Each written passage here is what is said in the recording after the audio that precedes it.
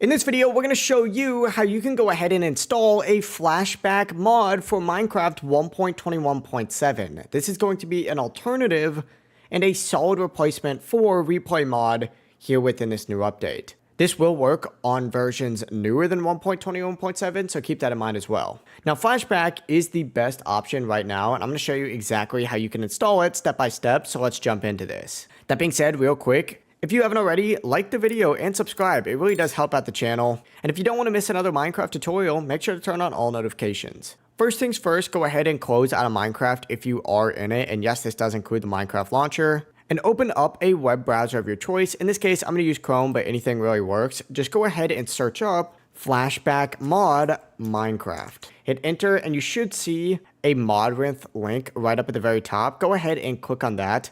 And it should take you to a page that looks like this. From here, go ahead and navigate to the versions tab, just like so, and select this game versions option and select 1.21.7. You should see something like this. Go ahead and hit this little download arrow, and it's going to go ahead and start downloading for you.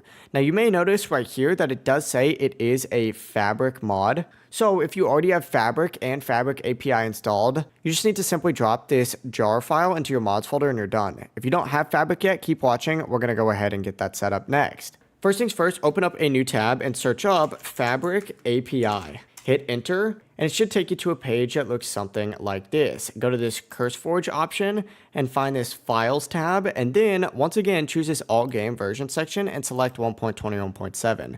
Select the top option and go ahead and hit Download File, and it'll take you to a page right here where you just simply need to wait 5 seconds for it to start downloading. Now, if it does say something like suspicious download blocks, go ahead and click on this little arrow and just hit download suspicious file and you're good to go. It should look something like this. Now go ahead and open up another tab and search for Fabric Installer and hit enter and go to this first link up here.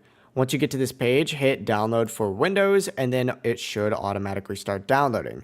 Simply click on this installer just like so and it should look something like this. Just make sure you're selected on your current version of Minecraft, whether it's 1.21.7 like it is right now or a future version.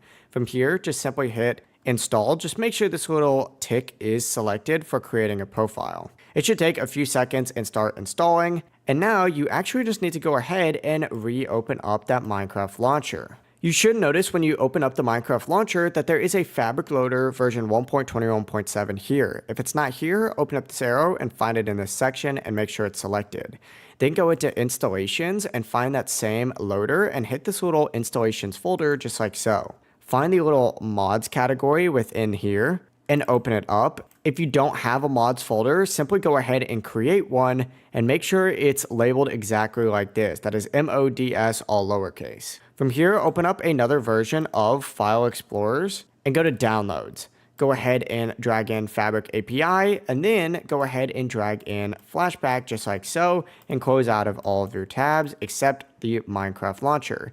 Hit play. Once again, just double check to make sure the correct Fabric loader is on and hit play again. Once Minecraft does open, Flashback is automatically going to be activated. You can load into a single player or multiplayer world. In this case, I'm just going to load into this Skyblock world, which we just made a video on. Check that out if you want to download something like this. And then you just need to go ahead and press the escape option and you should see an option that says start recording. You just need to go ahead and click on that just like so and it'll start recording. And then after doing whatever you want to go ahead and do, you can pause. You can hit escape again where you can pause recording, cancel recording, as well as finish recording. It really is as simple as that. When saving it, just hit the finish recording option and hit save replay. And let me make this bigger real quick. From the main menu to actually view it, you just have to find this little flashback button and you'll see all saved replays. When clicking on it, you can actually go ahead and edit it as well, which is really awesome. And it'll walk you through that entire process. It's actually so cool.